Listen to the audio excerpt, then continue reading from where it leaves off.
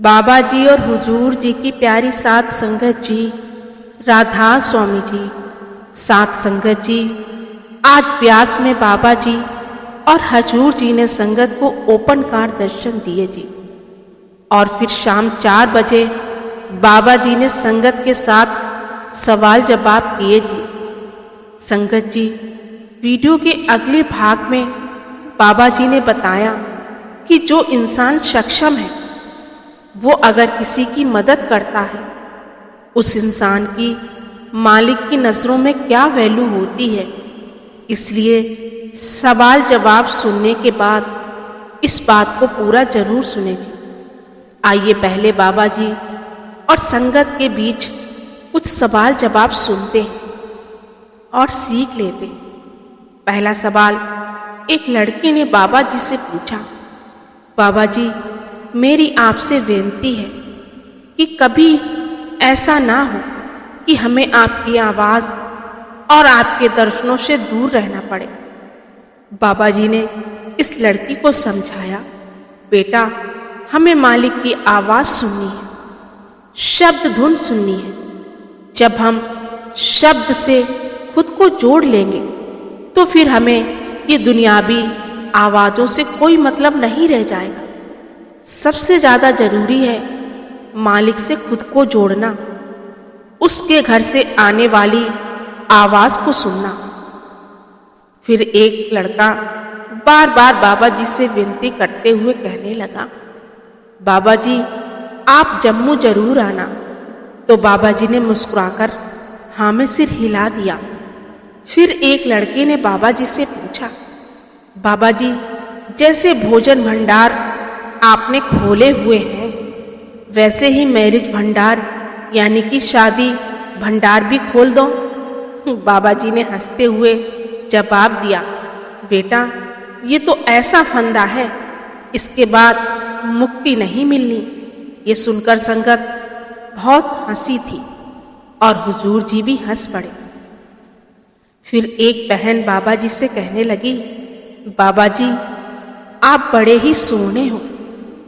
आपको देखकर मुझे एक गाना याद आता है, अगर आपकी इजाज़त हो तो मैं सुना दूँ। बाबा जी ने हंसकर हाँ में सिर हिला दिया। बहन ने गाना गाया, तेनू तकियां ते डुल गईयां अखियां।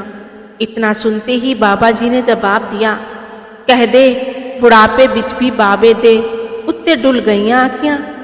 ये सुनकर संगत बहुत ज़्यादा हंसी थी और पंडाल में हंसी का माहौल बन गया था। फिर एक लड़के ने बाबा जी से पूछा, बाबा जी, गुरु और शिष्य के बीच में कैसा प्यार होना चाहिए। बाबा जी ने कहा, बेटा, बेअंत प्यार होना चाहिए।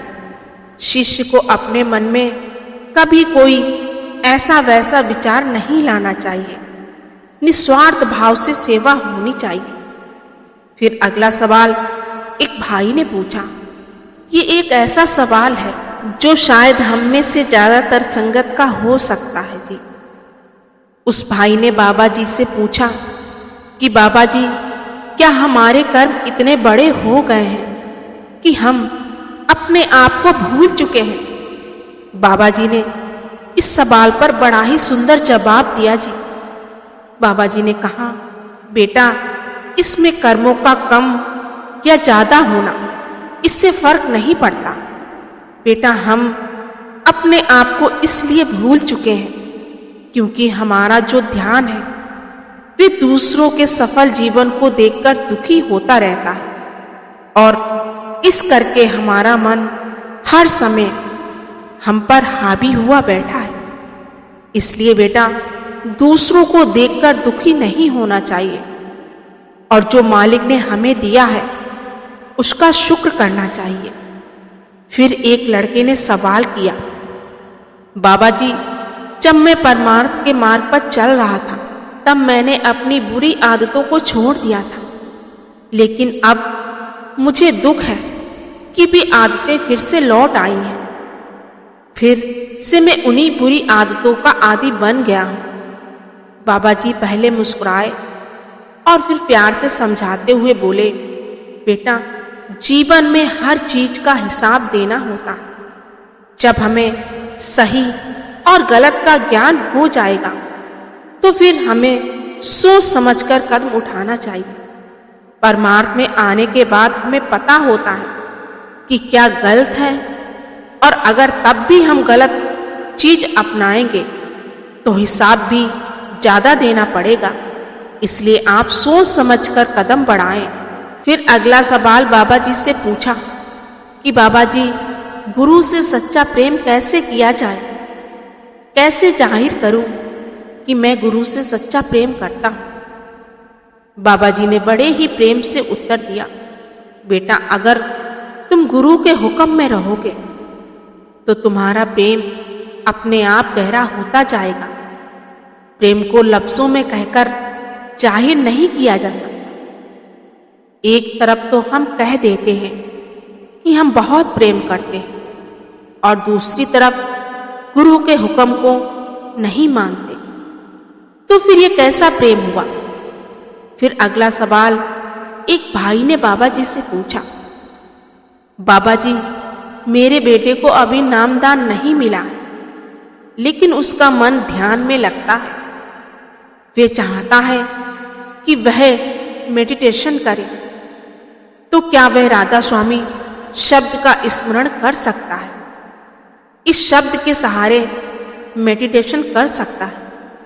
बाबा जी ने मुस्कुराते हुए कहा, बेटा, सिमरन का मतलब होता है ध्यान को इकट्ठा करना।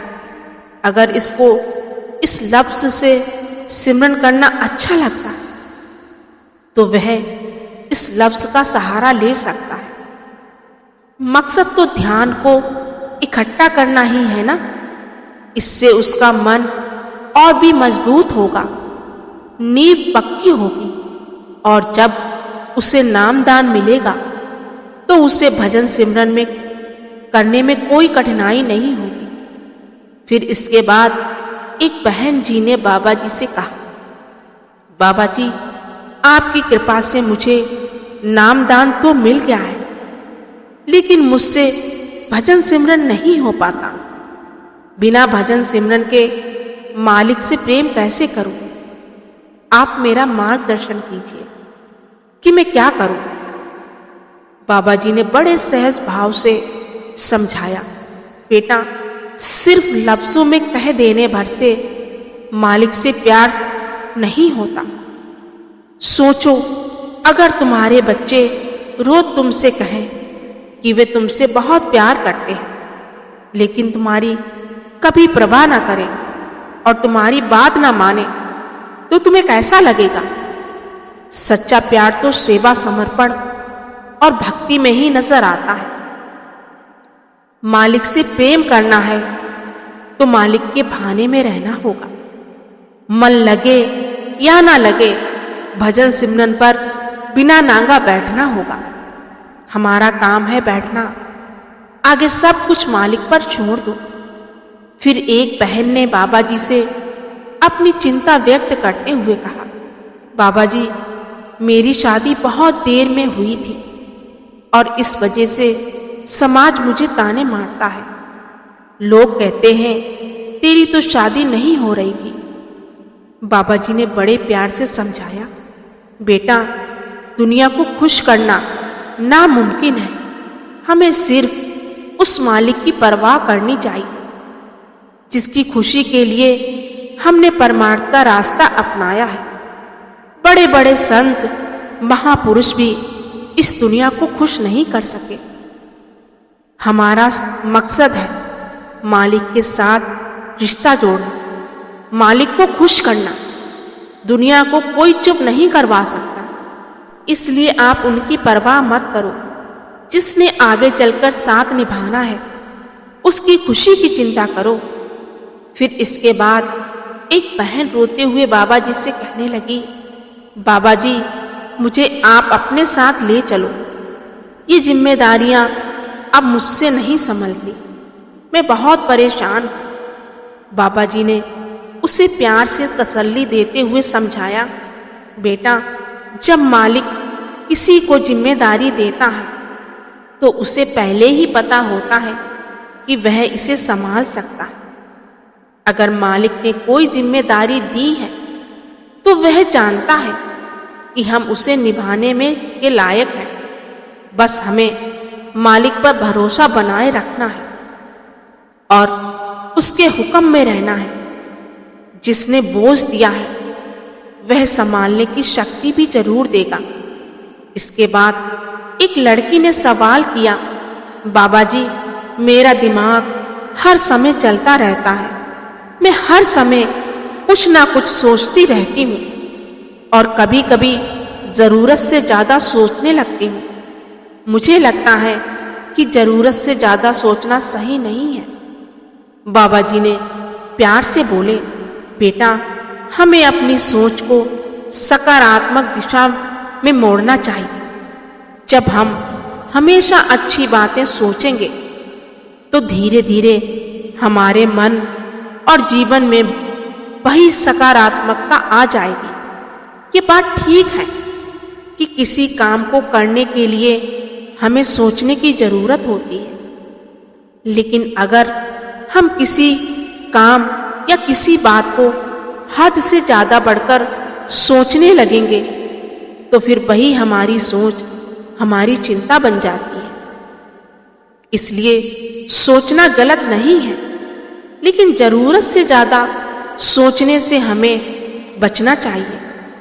फिर अगला सवाल एक लड़के ने बाबा जी से पूछा, बाबा जी, अक्सर देखने में आता है कि बुरे काम करने वाले लोग सुखी और हमेशा खुश दिखाई देते हैं, जबकि जो लोग धार्मिक किस्म के होते हैं और सेवा और भजन सिमरन से जुड़े होते हैं उन्हें दुख सहना पड़ता है। ऐसा क्यों बाबा जी? बाबा जी ने इस बात को समझाते हुए कहा, बेटा, कर्मों का हिसाब किताब तो अटल होता है।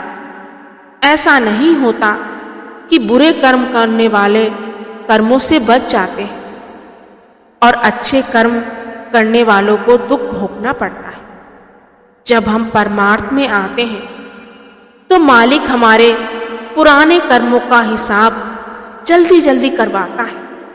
इसलिए हमारे ऊपर दुख आते और हमें लगने लगता है कि परमार्थ से जुड़े लोगों पर कष्ट ज्यादा आते हैं, जबकि ऐसा नहीं होता। जो बुरे काम करते हैं उन्हें भी तो हिसाब देना ही पड़ता है। कोई भी कर्मों से बच नहीं सकता। फिर अगला सवाल एक लड़के ने बाबा जी से भावुक होकर कहा, बाबा जी, मेरी उंगली कभी मत छोड़ना।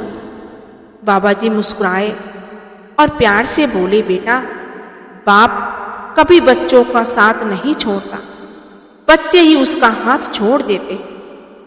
बाप तो हमेशा अपने बच्चों के अंग संग रहता है। बच्चे ही बड़े होने के बाद बाप की उंगली छोड़ देते हैं। फिर एक भाई ने बाबा जी से कहा, बाबा जी, इतने सालों बाद आपने हमें डेरा बुलाया, आपका दिल से शुक्रिया। इतने लंबे समय तक आपसे दूर रहा, अब कभी दूर मत होने देना। बाबा जी ने स्नेहपूर्वक समझाया, बेटा, मालिक कभी हमसे दूर नहीं होता। वे हर पल 24 घंटे हर सांस हमारे साथ होता है। बस हम ही हैं जो उसकी मौजूदगी को महसूस नहीं कर पाते। हमारा ही ध्यान दूसरी तरफ चला जाता है और हम सोच लेते हैं कि मालिक हमसे दूर हो गया है। साथ संगत जी, ये सवाल जवाब जो बाबा जी और संगत के बीच हुए थे जी, अब मैं आपको बाबा जी के द्वारा बताई वो बात बताती हूँ कि दूसरों की मदद करने वाले इंसान की मालिक की नज़र में क्या अहमियत होती है।